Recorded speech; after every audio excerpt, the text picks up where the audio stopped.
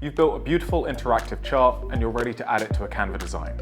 In this video, I'll show you 3 simple ways to add Flourish to Canva so your charts automatically update and work on any template, whether that's a presentation or social media.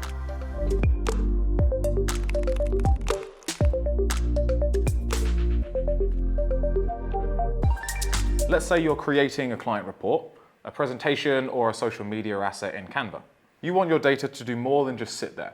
You want it to respond, update, and invite exploration.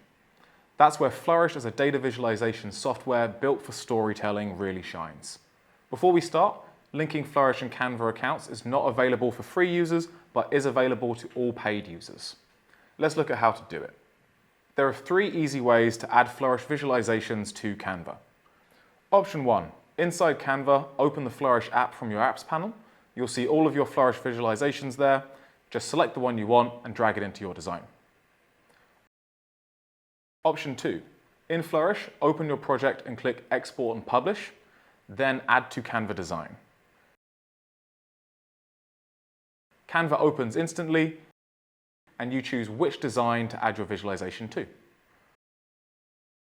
Option 3, if your Flourish visualization is publicly published, you can simply copy the URL and paste it into Canva. The first time you use Flourish and Canva together, you'll be prompted to connect your accounts. Just follow the login steps. And here's the key benefit. If you update your chart in Flourish, it automatically updates in Canva.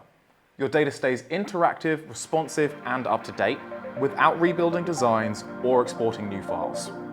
If you want to create faster, smarter, and more engaging visuals, why not try the power combination of Canva and Flourish?